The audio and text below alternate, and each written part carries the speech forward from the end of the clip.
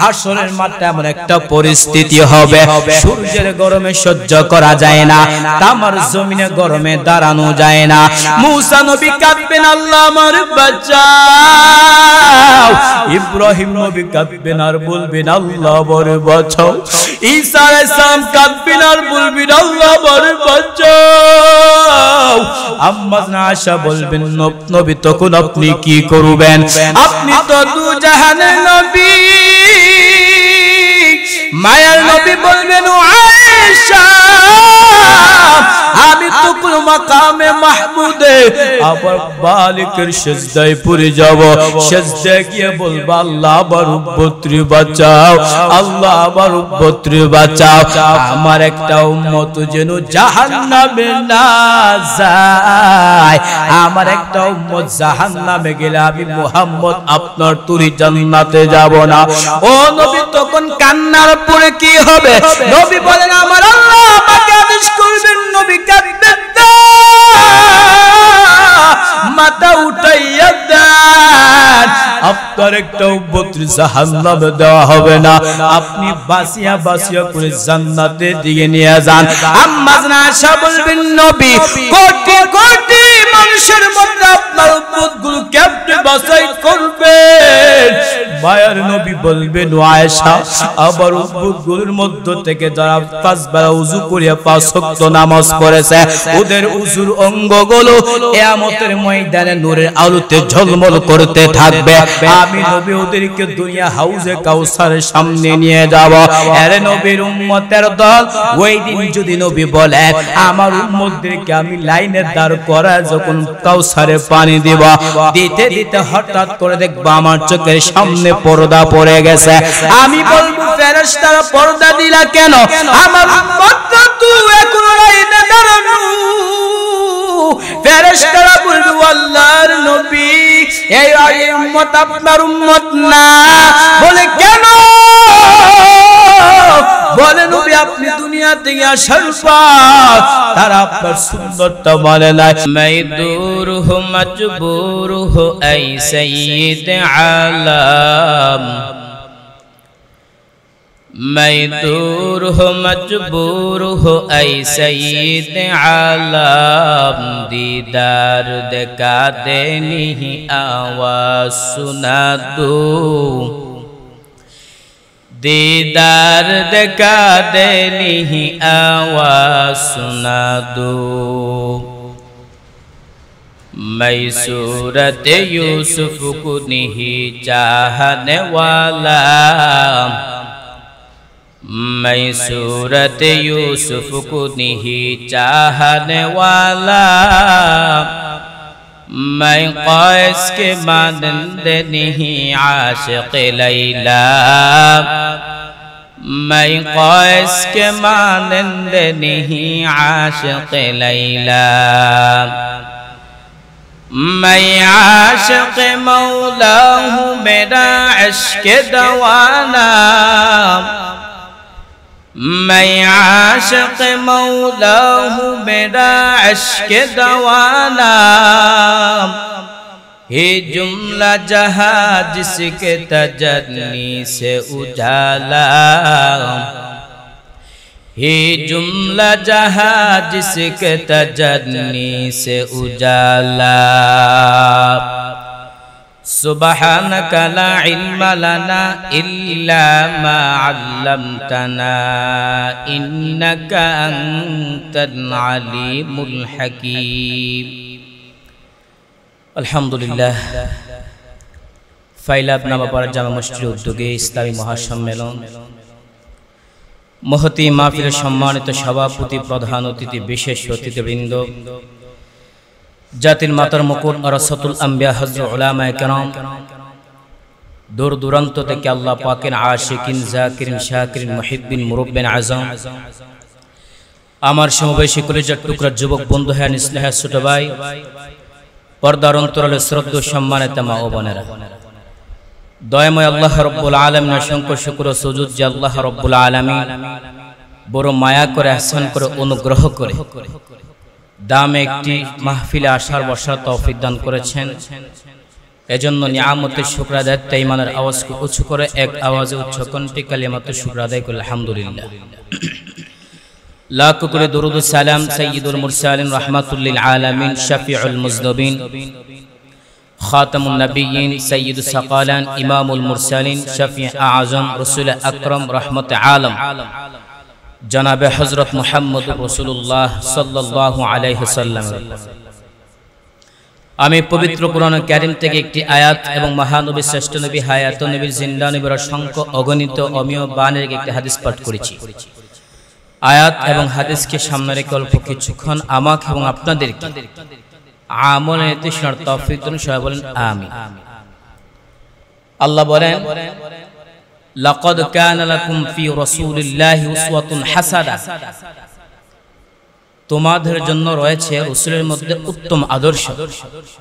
নবী বলেন বুইসতু লিউতিম্মা মাকালিমাল আখলাক, আমি প্রেরিত হয়েছি উত্তম আদর্শকে উত্তম চরিত্রকে পরিপূর্ণতা দান করার জন্য।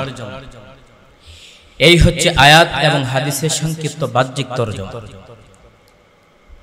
আল্লাহ তাআলা কোরআনের মধ্যে যত আদর্শ আছে সব আদর্শ রাসূল তার সিরাতের মাধ্যমে মানুষদেরকে দেখিয়ে গিয়েছেন যে তোমরা এইভাবে চলাফেরা করতে হবে।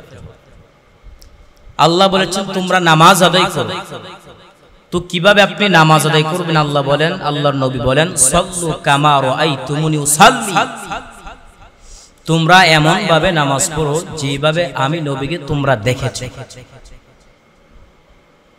আল্লাহর রাসূল বলেন খুযু আন্নি মানাসিকাকুম, তোমরা হজের বিষয়াদি আল্লাহ হুকুম করেছেন হজ করার জন্য, তো হজের বিষয়াদি তোমরা আমার কাছ থেকে শিখে নাও।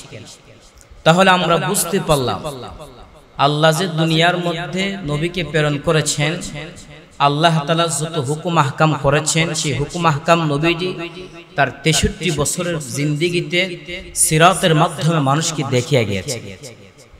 তো আমাদের বুঝতে হবে নবীজির সিরাতের কয়েকটা অংশ আমাদের বুঝতে হবে।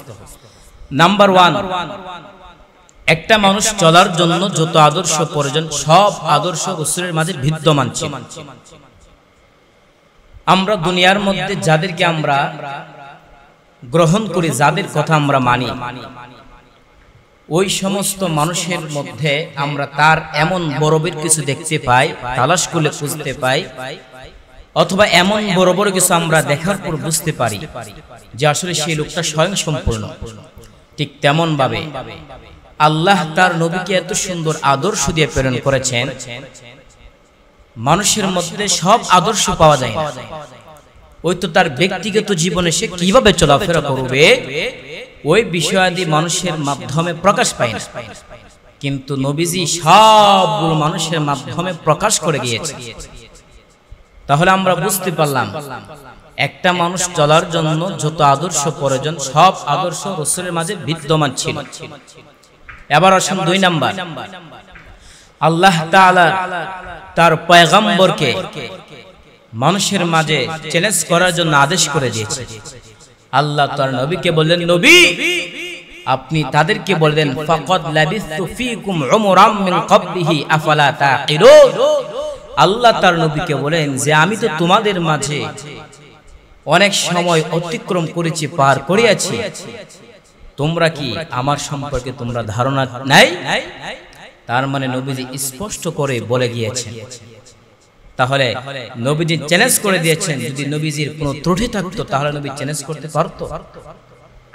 তাহলে আল্লাহ তাআলার নবী মানুষের মাঝে চ্যালেঞ্জ করে দিয়েছেন। 2 নাম্বার হচ্ছে, 3 নাম্বার হচ্ছে আল্লাহ তাআলা তার পয়গম্বরের সিরতকে বিশেষভাবে আল্লাহ হেফাজত করেছেন, বিশেষভাবে গড়ে তুলেছেন। কারণ নবীরা হচ্ছে মাসুম আর সাহাবায়ে কেরাম হচ্ছে মাহফুজ। নবীরা কোনদিন গুনাহের কাজ করেছে? নবীরা গুনাহের কাজ করতে পারে? নবীরা হচ্ছে নিষ্পাপ। এজন্য আল্লাহ তাআলা তার পয়গম্বরের সিরতকে বিশেষভাবে হেফাজত করেছেন যেন কেউ নবীর একটা ভুল ত্রুটি ধরতে না পারে। ইতিহাসের মধ্যে পাওয়া যায় নবীজির বর্ষ যখন 14 বছর হয়েছিল তখন মক্কার মধ্যে এক পরিবার মধ্যে বিবাহের অনুষ্ঠান হওয়ার পরে নবীকে দাওয়াত দিয়েছিল যে আমরা বিবাহের অনুষ্ঠান করব আর মুহাম্মদ থাকবে না, সেটা হতে পারে না। তো নবীকে দাওয়াত দিয়েছেন, দেওয়ার পরে ওই বিবাহের অনুষ্ঠানের রাত্রিতে তখন তারা গানের ব্যবস্থা করেছিল। এক পর্যায়ে নবী বলেন আমার ঘুম এসেছিল, ওই ঘুমটা ছিল আমার নেশা জাতীয় ঘুম, ওই ঘুমটা থাকার কারণে আমি গানের মধ্যে আর অংশগ্রহণ করতে পারিনি। আজকে নবী যদি ওই গানের মধ্যে অংশগ্রহণ করত তাহলে সবাই চিনে ফেলতো, সবাই জানতো যে নবী হওয়ার পরে তুমি আজকে বলতেছো যে গান শোনা হারাম, অথচ তুমি এক সময় গান শুনেছিলে। আল্লাহ তার নবীর সিরতকে বিশেষভাবে হেফাজত করেছেন। নবীজির বয়স যখন 25 বছর হয়েছে তখন বাইতুল্লাহ ধসে যাওয়ার পরে বাইতুল্লাহর দেওয়ালগুলো ঠিক করার জন্য যখন মক্কার কুরাইশ সবাই মিলে যখন একত্রিত বড় বড় পাহাড় থেকে যখন পাথর আনতে লাগলো, পাথর আনার পরে আনা অবস্থায় তারা উলঙ্গ অবস্থায় যাচ্ছে। তাদের যুক্তি হচ্ছে আমরা যে কাপড় লাগিয়ে গুনাহের কাজ করি ওই কাপড় লাগিয়ে আবার আমরা বাইতুল্লাহর মহৎ কাজ করব, কষ্টিন কালে সম্ভব না। এমত অবস্থায় তারা নবী মুহাম্মদকে দাওয়াত দিল, ইনভাইট করলো যে নবী মুহাম্মদ সেও আসো, সেও এসে আমাদের সাথে অংশগ্রহণ করুক। এখন একটা বিষয় চিন্তা ফিকির করেন, নবী যদি তাদের সাথে উলঙ্গ অবস্থায় যদি তাদের সাথে কাজ করত, নবী হওয়ার পরে যদি বলতাম পুরুষের জন্য মহিলাদের জন্য 17 টাকা ফরজ, তখন তারা এক বাক্যে জবাব দিয়ে বলতো তো তুমি নবী হওয়ার পূর্বে তখন তো তুমি তো আমাদের সাথে উলঙ্গ অবস্থায় ছিলা, তখন কি নবী বলতে পারতো? তাহলে আল্লাহ তাআলা নবীর সিরতকে আদর্শকে আল্লাহ বিশেষভাবে হেফাজত করেছেন, যেন একটা গুনাহের কাজও যেন না হয়, যেন বিপদের সম্মুখীন হতে না হয়। 4 নম্বর হচ্ছে আল্লাহ তাআলার পয়গম্বর যখন কোন একটা কাজ করত, যদি আল্লাহর আইনের বিরুদ্ধাচরণ হয়ে যাইত, সাথে সাথে আল্লাহ জিবরাইল আমিনের মাধ্যমে পাঠাইতেন। আল্লাহ তাআলা বলেন ওয়ালা তুসাল্লি আলা আহাদিন মিনহুম মাতা ওয়ালা তাকুম আলা কবরিহি ইন্নাহুম কাফারু বিল্লাহি ওয়া রাসূলি ওয়া মাতু ওয়া হুম ফাসিকুন। নবীজি যখন এক মুনাফিকের জানাজা পড়ার জন্য যখন আগ্রহ প্রকাশ করেছিল, যেটা আল্লাহর আইনের বাহিরে ছিল, আল্লাহ তাআলা 7টা আয়াত নাযিল করলেন ওয়ালা তুসাদ্দি আলা আহাদিন মিনহুম মাতা, হে নবী আপনি তাদের জানাজা পড়াইতে পারবেন না এবং তাদের কবর সামনে আপনি দাঁড়াতে পারবেন না। ইন্নাহুম কাফারু বিল্লাহি ওয়া রাসূলি, নিশ্চয়ই তারা আল্লাহ এবং তার রাসূলের সাথে কি করেছেন? কুফরি করেছেন। তাহলে নবীর আদর্শ এত সুন্দর আদর্শ দিয়ে আল্লাহ প্রেরণ করেছেন, একটা মানুষ চলার জন্য যত আদর্শ প্রয়োজন সব আদর্শ রাসূলের মধ্যে বিদ্যমান ছিল কিনা। 2 নম্বর হচ্ছে একটা মানুষ আল্লাহ তার নবীকে তার সিরতকে বিশেষভাবে হেফাজত করেছেন। 3 নম্বরে আল্লাহ তাআলার নবী মানুষের সামনে চ্যালেঞ্জ করে দিয়েছেন। 4 নম্বর হচ্ছে নবী যখন এমন কোন কাজ করত যেই কাজটা আল্লাহর আইনের বাহিরে চলে যাইত, অতি তাড়াতাড়ি আল্লাহ তাআলা জিবরাইল আমিনের মাধ্যমে কি করতেন? সেটাকে নবীকে বিরত রাখতেন। 5 নম্বর হচ্ছে আল্লাহর চরিত্রের মধ্যে, নবীর চরিত্রের মধ্যে আল্লাহর একটা ছায়া পড়েছিল। এজন্য আল্লাহর রাসূল বলেন তাখাল্লাকু বিআখলাকিল্লাহ। আল্লাহ যেমন হঠাৎ রাগ হয়ে যাইত, আবার নবীও মাঝে মাঝে রাগ হয়ে যাইতেন, আবার সাহাবায়ে কেরামের সামনে একদম নমনীয় হয়ে যেতেন। তাহলে আল্লাহ তাআলার নবী এত সুন্দর আদর্শ দেওয়ার পরে সাহাবায়ে কেরাম কি গ্রহণ করে নাই? আল্লাহ তাআলা বলেন লাকাদ কানা লাকুম ফি রাসূলিল্লাহি উসওয়াতুন হাসানাহ। আল্লাহ তাআলা বলেন তোমাদের জন্য রাসূলের মধ্যে রয়েছে উত্তম আদর্শ। নবী আমার বলেন বুইসতু লিউতিম্মা মাকারিমাল আখলাক। নবী আমার সাহাবা কেরামকে বললেন সাহাবা কেরামের দল, আমি আল্লাহর পয়গম্বর প্রেরিত হয়েছি উত্তম আদর্শকে একদম পরিপূর্ণতা দান করার জন্য। এর নবীর উম্মতের দল ওই নবীর আদর্শ সাহাবা কেরাম পাইয়া নবীর এত সুন্দর আদর্শ দেইকা সাহাবায়ে কেরাম তারা নবীর প্রতি এত মহব্বত উজাড় করেছিল, নবী যখন বলেছেন তোমরা জিহাদের ময়দানে যাও, সাহাবায়ে কেরাম জিহাদের ময়দানে চলে যাইত। নবী বলতেন তোমরা যুদ্ধের জন্য তোমরা দান সদকা করো, সাহাবায়ে কেরাম তারা যুদ্ধের জন্য দান করেই দিত। এরে নবীর উম্মতের দল, নবী একদিন তাবুকের যুদ্ধের সময় সাহাবায়ে কেরামদেরকে বললেন তোমরা যুদ্ধের জন্য দান সদকা করো, সম্পদ দান করো, আমরা জিহাদের ময়দানে যাব, দান সদকা করো, সম্পদ দান করো। উমর দান করলেন, হযরত আবু বকর দান করলেন, হযরত আলীও দান করলেন, হযরত উমর দান করলেন। আবু বকর তার সম্পদ নিয়ে হাজির হলেন। আল্লাহর নবী বললেন ও উমর কি পরিমাণ সম্পদ দান করেছ? উমর বলেন আমার সম্পদের অর্ধেক আমি দিয়ে দিলাম। আল্লাহর নবী বললেন আবু বকর তোমার কি হালত? আবু বকর বলেন পয়গম্বর আমার ঘরের মধ্যে যা ছিল সব আমি দান করে দিলাম। আল্লাহ নবী বললেন আবু বকর তোমার ঘরের মধ্যে কি কিছু নাই?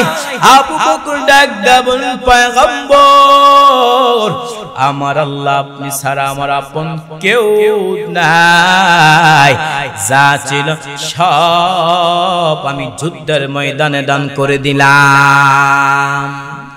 এরে নবীর উম্মতের দল, আল্লাহ নবী আশ্চর্য। আবু বকরের কথা শোনার পর নবী আশ্চর্য হয়ে গেলেন। হঠাৎ করে জিবরাইল আমিন এসে হাজির হয়ে গেলেন। জিবরাইল আমিন বললেন ও পয়গম্বর আল্লাহ আবু বকরকে সালাম দিয়েছেন আর জানতে চেয়েছেন এই অবস্থা আবু বকরের মনে হালতটা কি। আল্লাহ জানার পর কেন বললেন? আল্লাহ তার নবীকে বুঝাইলেন আল্লাহ আবু বকরকে কত মহব্বত করেন। আল্লাহ নবী বললেন আবু বকর আল্লাহ তোমাকে সালাম দিয়েছেন আবু বকর। আবু বকর শোনার পর আবু বকর চোখের পানি ফালাইয়া কান্না করতেছেন। আল্লাহর নবী বললেন এরে আবু বকর আল্লাহ তোমাকে সালাম দিয়েছে আর জানতে চাইছে তোমার মনে হালতটা কি। আবু বকর কোনো জবাব না দিয়ে চোখের পানি ফালাইয়া কান্না করতেছেন। আবু বকর আল্লাহর নবী বললেন আবু বকর জবাব দিবা কেন তুমি কান্না করতেছো? আবু বকর ডাক দিয়া বলেন পয়গম্বর আমি আবু বকর ছিলাম জাহান্নামের আসামি। কে চিনতো আমি আবু বকরকে? কিন্তু আপনার সুহবতে আসার কারণে আল্লাহ আমাকে তো সম্মান দান করেছেন, যার বদৌলতে আমি আবু বকরকে আল্লাহ স্বয়ং সালাম দিয়েছেন। সাহাবাতে সব লহতুরা সালেহ কুনাত সাহবতে তা লহতুরা তালেহ কুনাত। এরে নবীর উম্মতের দল, সাহাবায়ে কেরাম নবীর আদর্শ পাইয়া নবীর জন্য এমন ভাবে জীবনটা বিলীন করে দিয়েছেন। নবী বলেছেন জিহাদ করো, সাহাবায়ে কেরাম জিহাদের জন্য রওনা হয়ে গেছেন। নবী বললেন যুদ্ধের জন্য সম্পদ দান করো, সাহাবায়ে কেরাম যুদ্ধের জন্য সম্পদ দান করে ফেলেছেন। এরে নবীর উম্মতের দল, সাহাবায়ে কেরাম তারা নবীর জন্য কেমন পাগল। আমি আপনি যদি নবীর জন্য পাগল হইতে পারি তাহলে তো নবী আমার আপনার জন্য সুপারিশ করতে পারবে। এরে নবীর উম্মতের দল ও পর্দার অন্তরালের মা সাহাবায়ে কেরাম তারা কেমন ছিল, আবু বকর নবীর প্রতি কেমন মহব্বত ছিল। শুধু তাই না, নবীজি যখন মেরাজের মধ্যে গিয়েছিলেন, মেরাজ থেকে আসার পরে নবীজি যখন সাহাবায়ে কেরামদেরকে বলতেছিলেন যে আমি নবী মেরাজ করে এসেছি, মক্কার কুরাইশরা বড় বড় লিডাররা নবীকে পাগল বলতে লাগলো। ওই সময় আবু বকর ফজরের জামাত উপস্থিত হতে পারে নাই। ওই বেঈমানরা আবু বকরের কাছে যাইয়া বলতে লাগলো হে রে আবু বকর তোমার তোমার সাথে মুহাম্মদ নাকি মেরাজ করেছেন, এটা কিভাবে সম্ভব? কারণ জমিন থেকে আসমান হলো 500 বছরের রাস্তা, পাশাপাশি আবার আসমানটা মোটা হলো 500 বছরের দূরত্ব মোটা।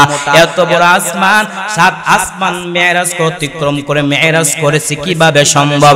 আবু বকর ডাকদা বলেন, নবী যদি সেটা বলে থাকে তাহলে আমি বিশ্বাস করে ফেললাম। এরে নবীর উম্মতের দল, ওই আবু বকর নবীর কিন্তু কেমন মহব্বত ছিল, কারণ তারা নবীর আদর্শ মেনেছে। নবীর আদর্শ লালন করার পরে, নবীর আদর্শ দেখার পরে সাহাবায়ে কেরাম তাদের জীবনটাকে উৎসর্গ করে দিয়েছেন কিনা? তারা কেমন নবীর আশিক ছিল? যদি আমি আপনি নবীর আশিক হতে পারি, তাহলে কি আমি আপনি কি নবীর আদর্শ দেখার পরও, হাদিস পাওয়ার পর আমি আপনি সেটা মানতে পারি না? তার কারণ কি? মানবো কিভাবে? আমাদের তো ইমানের দুর্বল হয়ে গেছে। কি দুর্বল হয়ে গেছে? ইমানের দুর্বল হয়ে গেছে। সাহাবায়ে কেরাম যেমন আশিক ছিল, মহিলা সাহাবীরা যারা ছিল তারা কি আশিক ছিল কি? তারা আশিক ছিল না? কেমন?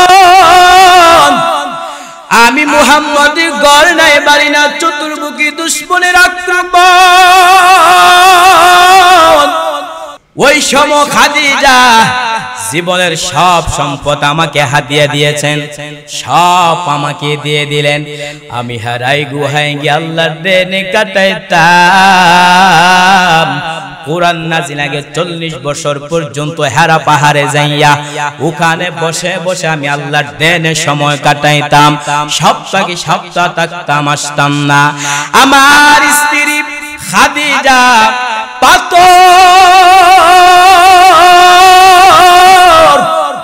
পিড়ি জঙ্গল পিড়িয়ে পিড়িয়ে একা একা মহিলা মানুষ ওই পাহাড় বেয়ে উঠি আবার সামনে নাস্তা নিয়ে হাজির হয়ে যাইত। আমি খাদিজার কথা ভুলতে পারি না। আমার দুশমন কওমের লোকেরা আমাকে 3 বছর গৃহবন্দী করে রেখেছিল। আমাকে সিয়াদা আবু তালেবের মধ্যে বন্দী করে রেখেছেন, গৃহবন্দী। খানাও দেয় না, পানিও দেয় না। আমি এত কষ্ট পাই, আমি গাছের পাতা সিরিয়া সিরিয়া তারপরে খাই। আমি গাছের পাতা চাবাইয়া চাবাইয়া পেটের কুদা নিবারণ করেছি। আয়েশা ওই সময় আমাকে গৃহবন্দী করে রেখেছেন, খানা নাই, পানি নাই। কিন্তু খাদিজার উপর কোনো হুলিয়া জারি নাই, খাদিজা স্বাধীন। কিন্তু কেবল আবার বিবি ঘর বাড়ি সারিয়া খানা দানা বন্ধ করিয়া আমি মুহাম্মদের মায়ে খাদিজা আমার সাথে আয়েশা শিয়াবে আবু তালেবের মধ্যে একসাথে দিন-রাত কাটা। আমিও গাছের পাতা খাই, খাদিজাও গাছের পাতা খাই। হে রে আয়েশা, কোনদিন আমার খাদিজা নিয়ে কথা বললে আমি বরদাস্ত করতে পারবো না। আল্লাহ জিবরাইল আমিন পাঠায় কয়, পয়গম্বর আল্লাহ খাদিজাকে সালাম দিয়েছেন, তার জন্য আল্লাহ তাআলা জান্নাতের মধ্যে খাদিজার জন্য একটা ঘর বানাইয়া রেখেছেন। ওগো নবীর উম্মতেরা,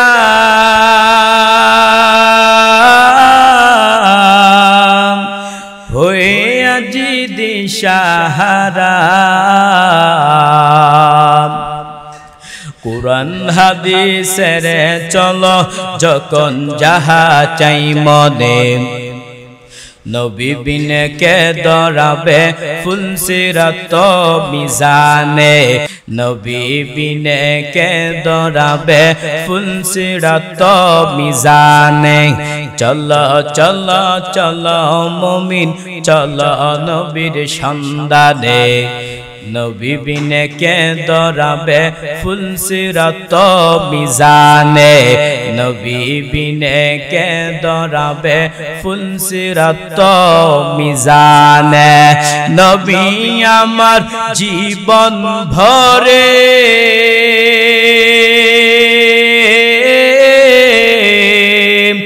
দিনের লাগি কষ্ট করে, দান দান শহীদ করিল, দান দান শহীদ করিল উহুদের ওই ময়দানে। নবী বিনে কে দরাবে ফুলসিরাত মিজানে, নবী বিনে কে দরাবে ফুলসিরাত মিজানে। এমন এতিম নবী আমার,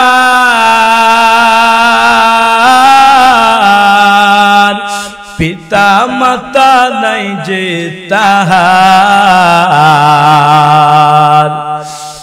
দান দান শহীদ করিল উহুদের ওই ময়দানে, নবী বিনে কে দরাবে ফুলসিরাত মিজানে, নবী বিনে কে দরাবে ফুলসিরাত মিজানে। আরে নবীর উম্মতের দল, আল্লাহ তাআলা নবীকে এত সুন্দর আদর্শ দিয়া প্রেরণ করেছেন, সাহাবায়ে কেরাম তো তারা গ্রহণ করেছে, নবী যেটা বলেছেন সেটাই তারা মানার জন্য চেষ্টা করেছেন। আরে নবীর উম্মতের দল, এজন্য যদি আমি আপনি নবীর আদর্শ পালন করতে পারি, যদি আমি আপনি চলতে পারি, তাহলে আল্লাহ তাআলা আমাকে আপনাকে আল্লাহ জান্নাতটা দিবে। কিন্তু বান্দা যদি জাহান্নামের মধ্যে যাও, জাহান্নাম কেমন ভয়ঙ্কর, মুসনাদুল ইমাম ইমামে আজম আবু হানিফা রাহমাতুল্লাহি আলাইহি একটা হাদিস এনেছেন, জাহান্নামের মধ্যে দুইটা বান্দা জাহান্নামের মধ্যে জ্বলতেছেন, আর আল্লাহ তাআলার সিফতি নাম ইয়া হান্নান আর ইয়া মান্নান বলে চিৎকার করতেছে। ওই জিবরাইল আমিন ওই বান্দাদের চিৎকার যখন শুনবে, আমার আল্লাহর আরশের সামনে সিজদায় পড়ে যাবেন। আমার মালিক কে বলবে, মালিক জাহান্নামের মধ্যে আপনার দুইটা বান্দা জাহান্নামের মধ্যে জ্বলতেছেন, আর তোমার সিফত নাম ইয়া হাদ্দার আর ইয়া মান্নান বলে চিৎকার করতেছে। ও আল্লাহ, যদি ওই দুইটা বান্দাকে আপনার সামনে হাজির করব, আল্লাহ তাআলা বলবে, জিবরাইল যাও জাহান্নামের মধ্য থেকে দুইটা বান্দাকে তুমি আমার সামনে নিয়ে আসো। ওই সাইয়্যিদুল মালায়েকা হযরত জিবরাইল আলাইহিস সালাতু ওয়াস সালাম আমার মালিকের আরশের শব্দে সিজদায় পড়ে যাবেন। আমার মালিক কে বলবে, ও মালিক, আল্লাহ তাআলা জিবরাইল আমিনকে বলবেন, হে জিবরাইল যাও যাও ওই জাহান্নামের মধ্য থেকে দুইটা বান্দাকে আবার শব্দে নিয়ে আসো। ওই জিবরাইল আমিন জাহান্নামের মালিক ফেরেশতাকে বলবেন, ও মালিক ফেরেশতা, জাহান্নামের মধ্যে তুমি ঢুকে যাও, জাহান্নামের মধ্য থেকে ইয়া হান্নান আর ইয়া মান্নান বলনেওয়ালা লোকগুলাকে আমার শব্দে হাজির করো। মালিক ফেরেশতা ওই জাহান্নামের মধ্যে খুঁজতে থাকবে, কিন্তু ওই দুইটার বান্দার ভরিগুলো খুঁজে পাবে না। ওই দুইটা বান্দা জাহান্নামের মধ্যে জ্বলতেছেন, আর আল্লাহ তাআলার সিফতি নাম ইয়া হান্নান আর ইয়া মান্নান বলে চিৎকার করতেছে। মালিক ফেরেশতা ওই জিবরাইল আমিনকে বলবে, জিবরাইল জাহান্নামের মধ্যে দুইটা বান্দাগুলো তো আমি খুঁজে পাইতেছি না। ওই জিবরাইল আমিন আবার আল্লাহর আরশের সামনে যাইয়া আমার মালিককে বলবি, ও মালিক জাহান্নামের মধ্যে দুইটা বান্দাগুলো তো আমি খুঁজে পাইতেছি না। আল্লাহ তাআলা বলবে, জিবরাইল ওই সময় আমার মধ্যে যারা গিয়েছো যাও যাও জাহান্নামের মধ্যে গিয়ে দেখবা দুইটা বান্দা শুধু জাহান্নামের মধ্যে জ্বলতেছে, আর ইয়া হান্নান আর ইয়া মান্নান বলে চিৎকার করতেছে। ওই দুইটা বান্দাকে আমার সামনে নিয়ে আসো। জিবরাইল আমিন মালিক ফেরেশতাকে যখন বলবে, মালিক ফেরেশতা জাহান্নামের অমুক স্থানের মধ্যে গিয়ে দেখবে ওই দুইটার বান্দা বডি গোলো নাই, বান্দা জাহান্নামের মধ্যে জ্বলতে জ্বলতে একদম আগুন আগুনে আঙ্গার হয়ে গেছে। মালিক ফেরেশতা ওই দুইটা আঙ্গারকে জিবরাইল আমিনের কাছে যখন নিয়ে আসবে, জিবরাইল আমিন আমার আল্লাহর শাজিমের সামনে দুইটা আঙ্গারকে পেশ করবেন। আল্লাহ তাআলা যখন রূহ দান করবে, ওই দুইটা বান্দা বলবে, হে মালিক, আপনার জাহান্নামে তো ভয়ঙ্কর, ও আল্লাহ আপনি আমাদেরকে একটু জান্নাতে নিয়ামতটা দেন। আল্লাহ বলবে, বান্দা আমি আল্লাহ তো সুন্দর জমিন দিলাম, আমি আল্লাহ তো সুন্দর আসমান দিলাম, আমার জমিন পাওয়ার পরে আমার ইবাদত করতে পারো না, এত সুন্দর খাবারের ব্যবস্থা করলাম, আজকে তোমরা আমার ইবাদত করতে পারো না, আজকে তোমাদেরকে জান্নাত দেওয়া হবে না। আল্লাহ তাআলা ওই দুইটা বান্দাকে প্রশ্ন করবেন, আফা হাসিবতুম আন্নামা খালাকনাকুম আবাসাও ওয়া আন্নাকুম ইলাইনা লা তুরজাউন। আল্লাহ তাআলা বলবে, বান্দা আমি আল্লাহ কি তোমাদেরকে অনুরূপ বানাইলাম? না না না, আমি আল্লাহ তোমাদেরকে কেন বানাইলাম? আল্লাহ তাআলা বলেন, ওয়া মা খালাকুতুল জিন্না ওয়াল ইনসা ইল্লা লিয়াবুদুন। আল্লাহ তাআলা বলেন, বান্দা আমি আল্লাহ তোমাদেরকে একমাত্র ইবাদতের জন্য বানাইলাম, আমি আল্লাহ তাআলা ইবাদত করতে পারো না, আজকে তোমাদেরকে জান্নাতটা দেওয়া হবে না। ওই দুইটা বান্দা বলবি, আপনার জাহান্নাম আমাদের সহ্য হচ্ছে না, ও আল্লাহ আপনি আমাদেরকে একটু জান্নাতের একটু নিয়ামতটা দেন। মায়ার নবী বলেন, ওই দুইটা বান্দাকে আল্লাহ 1000 বছর জাহান্নামের মধ্যে জানানোর পরে আল্লাহ ওই দুইটা নামের উসিলায় ওই দুইটা বান্দাকে আল্লাহ জান্নাতের নিয়ামতটা দান করবেন। ইয়া ইলাহি তু মেরা মাবুদ হ্যায়, ইয়া ইলাহি তু মেরা মাশুক হ্যায়, ইয়া ইলাহি मुझसे मुझको दूर कर, ताके देखो मुझ में तुझको एक नजर, कुफ्र शिर्क को मेरे दिल से दूर कर, मेरे दिल में इश्क़ हक गुलजार कर। আরে নবীর উম্মতের দল, নবীর আদর্শের উপর যখন আমি আপনি চলতে পারবো, তখন তো আল্লাহ তাআলা আমাকে আপনাকে জান্নাত দিবে। নতুবা বান্দা যদি জাহান্নামের মধ্যে যায়, জাহান্নাম কঠিন একটা পরিস্থিতি হবে। বর্তমানে একটা সূর্য 30 কোটি 9 লক্ষ মাইল উপরে সূর্য, কিন্তু এখন সূর্য নাই। হাসরের ময়দানে আল্লাহ সূর্যকে বলবে, সূর্য তোর যত তাপ আছে তুই জমিনের মধ্যে ছাড়িয়ে দে। সূর্যের তাপে জমিনটা হয়ে যাবে তাওবা, গুনাহগারের মগজ টাস টাস করে ফেটে যাবে।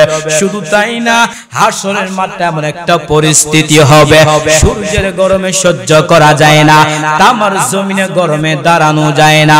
মূসা নবী কাঁদবেন, আল্লাহ আমার বাঁচাও।